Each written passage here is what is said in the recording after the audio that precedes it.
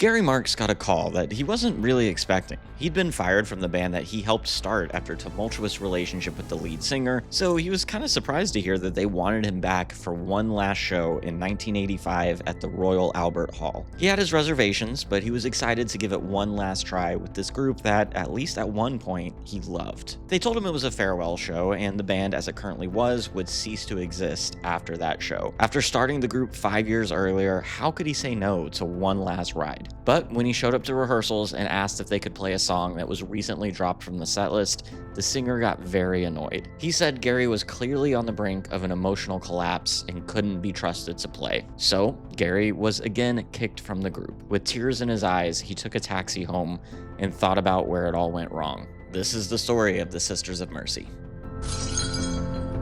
Before we get started, I want to give a huge shout out to our newest member, Miss Music Mama. Thank you so much for becoming a member, supporting the channel, wanting to be a part of what I'm doing here, trying to tell these bands' stories and learn more about music history. It means a lot to me that you would want to partner with that. If you also want to join our other wonderful members and support this channel in a very direct way, the link is in the description below to do that. I've also started an Instagram account that I'm trying to post on pretty infrequently, so the link is down there. Sorry, just smacking the mic around. So the link is down in the description below if you wanted a little bit more music history content. Mark Pierman grew up in Hull, where he said he always felt the spirit of Mick Ronson around him. Since he was a pretty good student, that led to him getting singled out a bit by the cooler kids, so he had to pretend to like bands like Jethro Tull, even though he actually didn't care about them at all. He was really more into glam rock, but that wasn't the cool thing at that point, and he described going to see like cabaret pop bands play in his hometown. He wanted to play music, and he had a friend who could play Sunshine of Your Love on the guitar, so he got a bass and tried to play along with him.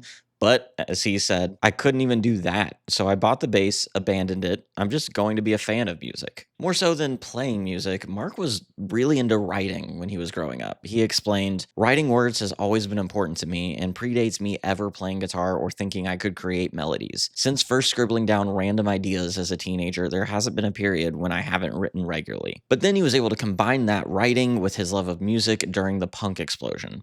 That's what opened the door for him, because he realized that he didn't actually have to be good to play music. Around the time that the first wave of punk was starting to splinter, Gary moved from his small town to Leeds, which comparatively was a major city, and he was ready to throw himself into all of the bustle and excitement of urban living and the opportunities that provided, especially in music. He and his friend, the one who knew how to play Sunshine of Your Love, were trying to get a band together in Hull, but couldn't really figure it out. So when they both moved to Leeds, they figured that they could really actually make a go of it there.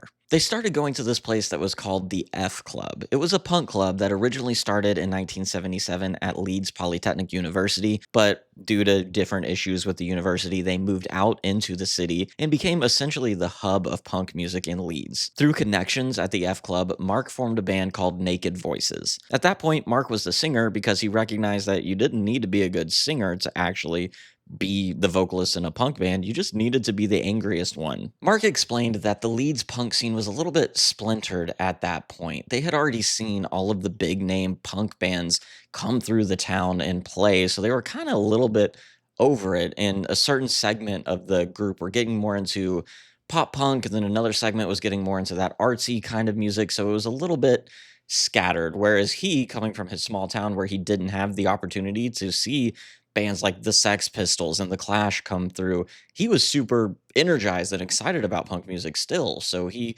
kind of fell into that other group that was still punk. And it was also through the F Club scene that he met Andrew Taylor. Andrew was born in Cambridgeshire in 1959, and his family was never very musical. He recalled that his earliest memory of music was his parents buying a record called My Boy Lollipop when he was 3 years old. He said, "My family didn't have many records, so I soon became terminally annoyed by that song. I don't hear much of that record reflected in my current au revoir, so maybe the whole of my life has been a reaction to My Boy Lollipop." In school, he started to get more and more into music. He fell on the side of the class that was way more into the Rolling Stones than the Beatles, but he was also listening to a lot of glam rock like T-Rex. Andrew was always really smart, but he was a kind of eccentric student. He was studying modern language at Oxford for a year, but failed his first year examinations and was sent down, which is something that I read is actually really hard to do. Like, you have to put in an effort to fail out of your first year at Oxford. But as his friend recalled, it was because he refused to do any work at all that was not related to cigarettes or David Bowie. So when he tried to change his course of study to study Chinese, Oxford said no.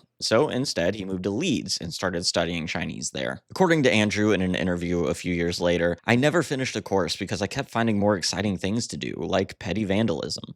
I've done French and German and Italian and Latin and Chinese and a smattering of Russian and a smattering of Dutch in my time. Chinese was the best. Andrew kind of burst onto the scene at the F Club because the F Club had this DJ named Claire Shearsby. Claire was arguably the most recognizable person in the entire scene in Leeds, and she started dating Andrew, making him instantly a key player by association. She remembered, Andrew just impressed me when he turned up in his leather jacket and Ramones t-shirt and stood next to the DJ booth. He just asked for Stooges all the time. I thought he was quite handsome, and we started going out. For his part, Andrew always gave Claire her flowers and stressed that she was super important and integral to the scene. He said, absolutely, people don't give her enough credit. A lot of DJs would have balked at playing the stuff she did. She was like the John Peel of Leeds. Mark and Andrew first met at various little university spots, but they connected at the F Club. Mark remembered Andrew being very, very smart and always willing to argue about pretty much anything, but he also said that Andrew was super approachable and genuine and kind when you kind of got to know him a little bit. But other people remembered Andrew being a little bit more standoffish. They remember him leaning against the wall, just observing everything, and they speculated later that he was probably sitting there observing all of the bands at the F Club, observing the crowd, deciding what he wanted to take for his own image in his own band. Kind of like I mentioned with Nick Cave in my birthday party video, but kind of to a much larger extent as well, Andrew was always interested in myth making and building an image, of crafting this kind of idea and narrative of himself. People say that started with his deep observation and learning at the F Club, but really accelerated as his band got going. For a while, Andrew played with a group of musicians that he met and connected with through the F Club. He bought a drum set from a guy named John Langford that they nicknamed the Fish Kit, but that band was never really able to get off the ground. John Langford, who was the drummer in the band called the Meccans, or Mekons, I'm sorry, I don't know, bad at pronunciation, he explained the way they named that the Fish Kit by saying, we put fish tank vinyl from Woolworths all over the drums because they weren't the same color. We sort of assembled the kit, made it look kind of weird and beautiful. We did a really good job of taking all the lugs and nuts off and covering it with sticky black vinyl. And then we signed to Virgin Records and decided we'd have loads of money and they would buy us a new drum kit. So I sold that drum kit to Andy. This was a pretty chaotic time with band members leaving and joining different groups, playing together, trying to find something that would stick and work. But Andrew was learning a lot about what it took to be in a band and to find your sound. And at the same time, Mark was having trouble with his group, Naked Voices. He wasn't fitting in as much anymore. He kind of recognized that if they wanted to take that next step and become a bigger, more established band, they needed a competent guitar player.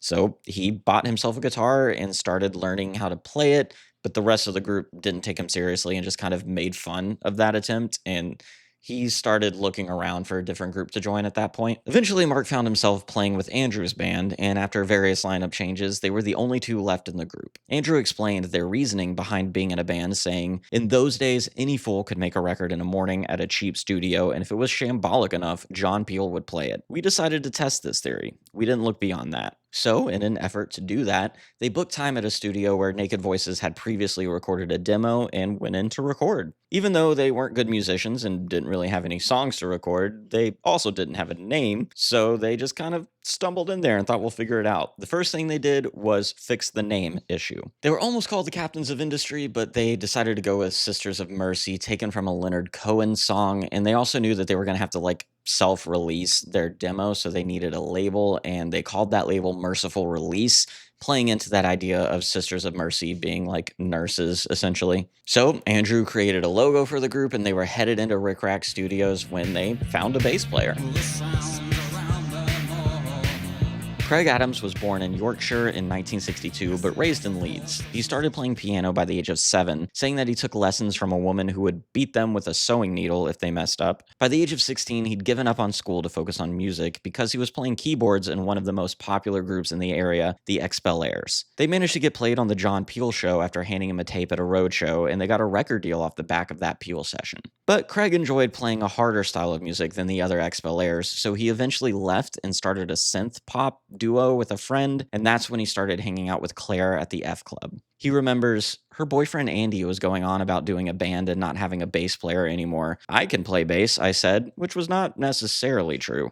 That's how I fell into the Sisters. So he restrung his guitar as a bass and went to audition at Andy and Mark's place. After that recording session, they made the decision to make Andrew the singer since he was better at it than Mark, and they brought in a drum machine to free up Andrew to do frontman duties. And they always stressed that this wasn't because Andrew was bad at drumming. He was actually pretty decent, especially for what they wanted out of the band. It was just because they wanted him to be a frontman. So they brought in the drum machine and nicknamed it Dr. Avalanche. According to Mark, they spent most of that first year as a band not really doing much of anything. They played very few shows and rehearsed infrequently. He said they spent most of their time just doing drugs and seeing concerts at the F Club because the concerts weren't going to watch themselves. By all accounts, their first few gigs were not great. Sure, every new band was noisy and a little bit unorganized, but they were a cacophony of sound that no one could understand. But Mark did have a big life change in this period because he changed his name. When it came time to bill them for their time in the studio, the owner didn't know whose name to put on the invoice. As kind of like an inside joke, whenever Claire first met Mark, she started calling him Gary and it stuck, and she always called him Gary. So whenever Andrew called him Mark, the owner was really confused at what his name actually was. So when he was drawing up the invoice, Mark/Gary told him, just put both names on there. So he started going by Gary Marks professionally from then on. The first real big opportunity came when the Psychedelic Furs played in Leeds. Claire recalled, Andrew had been making these cassettes that he sent to record companies. We decided to go down to the sound check at Tiffany's and give a tape to the Psychedelic Furs. When we got there, they had just finished and were heading to their hotel, and Andrew handed over a cassette at that point, which surprisingly worked. The Furs listened to it, which was very surprising to Andrew, and really enjoyed the cassette. They told their A&R man, Howard Thompson, about the band, and he went to see the Sisters play. It wasn't exactly the big explosion, but it was a start. The Sisters then started playing shows and trying to record demos, but whereas other bands in their position might play every chance they got, the Sisters didn't really do that, and it started to annoy Craig. He was actually fired from the band because his dad offered him a job as a photography assistant in the Canary Islands for the summer, and he took it because the Sisters weren't really doing anything, and he was 19 and getting paid to be in the Canary Islands all summer, so he's not going to pass that up. Eventually, they did let him back in the band, but he was on thin ice. Towards the end of 1981, Howard Thompson was moving to New York to take over duties at a record label there, so he told Les Mills, who was the manager of the Furs, to also manage the Sisters and try and get their career going. During this period, it kind of felt like they were spinning their wheels a little bit. Sure, they had a dedicated fan base, specifically in Leeds, and they had a kind of a stage show that was getting a little bit more attention and notoriety, but Andrew was always very slow with his songwriting. He was always a perfectionist. He had an idea of what he wanted the band to be like, what he wanted his image to be like, what he wanted the songs to sound like, and getting them to that point always took a lot of time. But during the recording sessions for their song Alice, Andy also changed his name. According to Mills, the manager, Andy handed him a paper with various combinations of the names Andrew, Christian, Taylor, and Eldritch, and asked him which combo sounded the best. Mills told him Andrew Eldritch sounded the coolest, so that's what he started going by from then on. It also changed how he acted, and Mills didn't like that part. He said, that was a sea change. To me, it was always Andy, but when he became Andrew Eldritch, there was a change in his attitude too. It was almost like he put on this persona.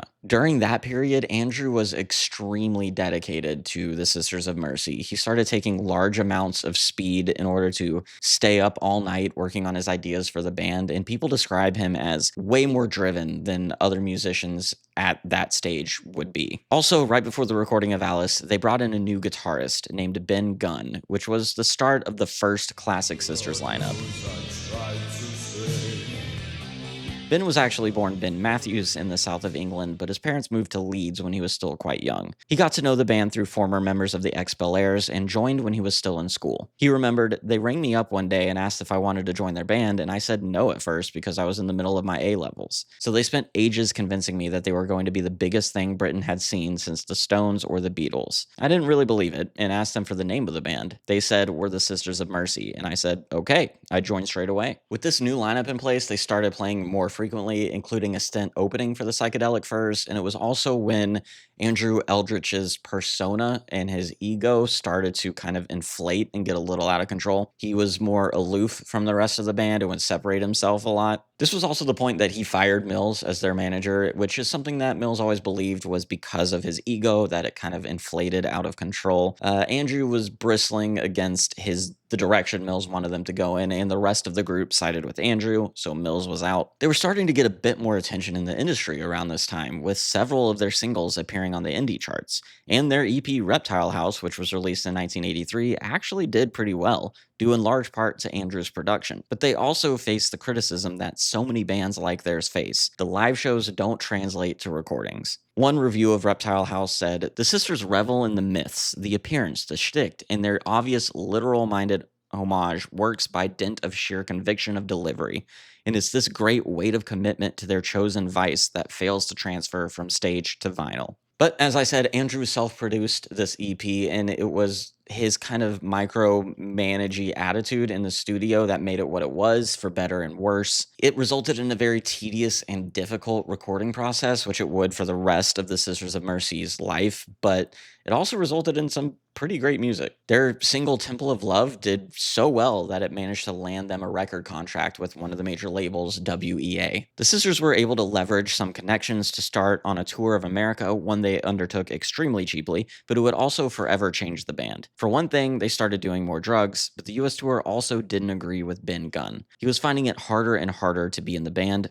so he quit. We can speculate on exactly why he left: tension with Andrew and him wanting a bigger role in the group, the pressure of suddenly being in a more popular band, his young age separating him from the others. But Gary says that it came about because Ben gave them an ultimatum. He either wanted a bigger part in the band or he'd leave. They didn't like ultimatums, so they made him leave. Ben said later that he left because the band changed, with Andrew's ego growing and growing. They started taking themselves too seriously, and it just wasn't fun anymore. Ben brought a different element to the group, something a bit more childish. As one interviewer described him in 1983, he was suspiciously innocent. But that article also highlighted how he looked like someone always under intense scrutiny. It might have been for the best that he got out of the sisters when he did, honestly. To replace him, the band brought in Wayne Hussey, who had already been a professional musician for close to 10 years and was instantly the most technically proficient musician in the band. He grew up in Bristol and was inspired by glam rockers like Mark Bolan to start playing guitar. He started his verse band called Rough Justice in school and actually got featured in NME, but by 1977 he left the band and moved to Liverpool, where he got involved in the music scene and played in a few different groups there. Wayne had just left the band called Dead or Alive that was recording an album for CBS. Wayne explained his introduction to the Sisters of Mercy, saying, "We were signed to CBS, and the girl that was looking after us, Annie Roseberry, the A&R girl, her and Muff Winwood were trying to sign the Sisters of Mercy, and the sisters had just lost Ben Gunn, one of the original guitarists, and so they recommended me to Andrew." When he first heard about the Sisters of Mercy, he wasn't super interested in joining them.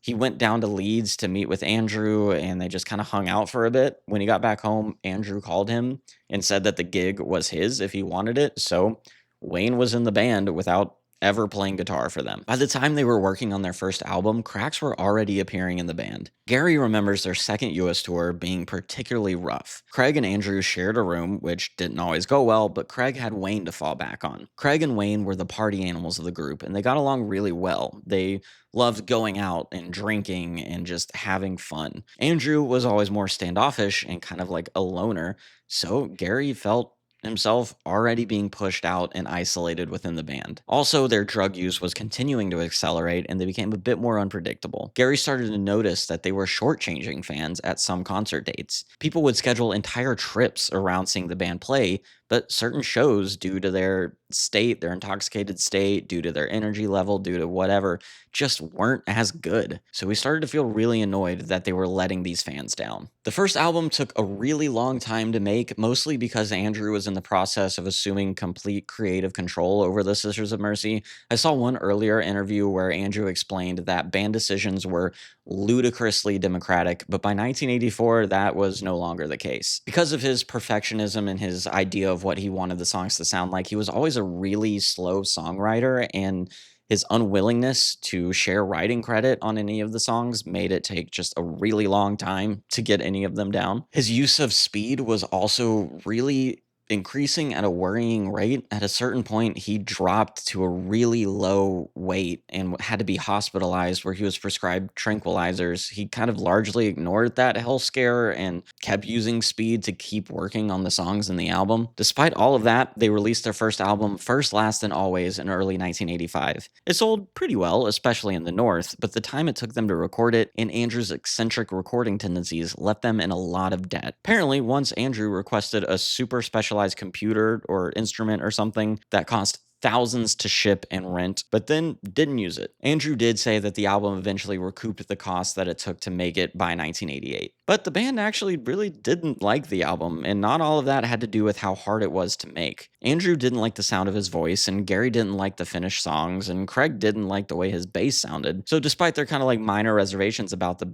album, the hardcore Sisters fans, who called themselves the God Squad, really hated it. The album didn't have the massive rolling sound of a Sisters gig. It sounded weak to them. I think Gary summed it up pretty well, saying, "When we first discussed a recording budget for the album with WEA, I don't remember anyone mentioning physical collapse and irreparable damage to the band's interpersonal relationships being an expected or acceptable part of the costs. It wasn't a good enough album to justify it being responsible in no small part for us never making another."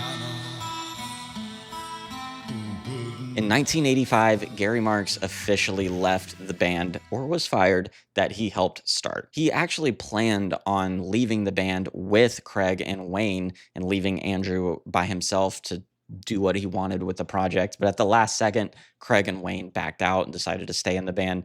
So, for all intents and purposes, it looked like Gary was fired. After leaving the band, Gary formed a band called Ghost Dance and then kind of slipped out of the industry by the 90s. He was trying to get a few projects going in the 90s, but nothing really worked out. And he was just kind of working a normal job, leading a normal life up until he started releasing his own solo work kind of recently. Reflecting on his time in the group, he said, "All of the petty arguments are out of the way, so what's left are the recordings, and lots of them I'm really proud of. I'm very comfortable now to be the guy that set up the Sisters of Mercy with Andrew Eldridge, and it's given me the platform to do whatever I've done since." The Sisters carried on as a three-piece, not replacing Gary. And then Andrew went to meet with their A&R representative and wrote out the entire track list for their next album on a napkin, but the only problem was only two of those songs had actually been written, and Andrew showed no desire to write the rest of them. It was shaping up to be a rehash of the way that the recording of their debut album went, and everyone was really tired of that, and it was kind of, the band was showing signs that they weren't going to last all that much longer. In 1985, they set up a gig at the Royal Albert Hall. They billed it as a night of remembrance and kind of like tied it into Altamont. Somehow they wanted it to be like a redo of Altamont, which is crazy. It was the last time Andrew, Wayne, and Craig would play together as the Sisters of Mercy. After trying to record with Andrew again, Wayne and Craig got too fed up and quit the band. Craig quit first, and after having a few beers and talking it over, Wayne realized Craig was serious and quit with him. Craig and Wayne kept working together and worked on some demos under the name The Sisters, and Andrew caught wind of that. He believed that they all agreed to stop using the Sisters of Mercy as a name once the band broke up, so he was really annoyed that they went back on that and kind of stole his name. So in order to annoy him more, when they needed a name for an upcoming tour, they called themselves Sisterhood, which was like the name of the fan group of the Sisters of Mercy, at least one of them. So Andrew rushed out a record with the band name Sisterhood to stop them from using it, so they became the Mission instead. It created this whole big like beef between the three of them, caused a lot of bad blood for a while, because this Craig and Wayne lineup going by Sisterhood had like a debut concert in London scheduled, so Andrew very quickly rushed out that record under Sisterhood before that date so that he could be like, "No, this is Sisterhood, not you guys. You can't use it anymore." Whole weird band name drama. Craig went on to play with some other bands throughout the 90s, like The Cult and The Alarm. He's currently a part of Spear of Destiny. Wayne Hussey has had a pretty active solo career since the early 2000s and released a book. Andrew has kept the Sisters of Mercy alive, mostly as a solo creative project.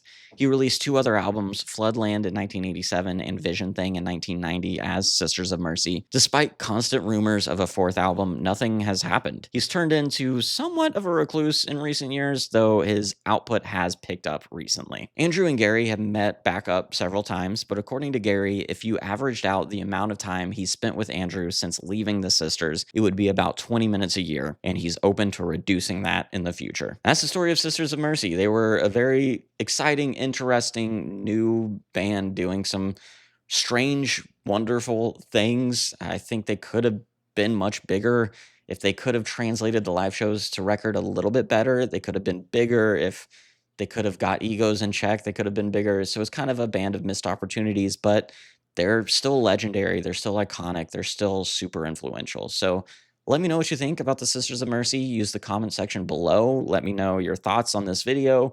Anything I missed that you think should have been covered in here. There was plenty I had to leave out, so leave that in the comments below. Like the video if you ended up liking it. Subscribe if you want to join along with me as I try and learn more about music history.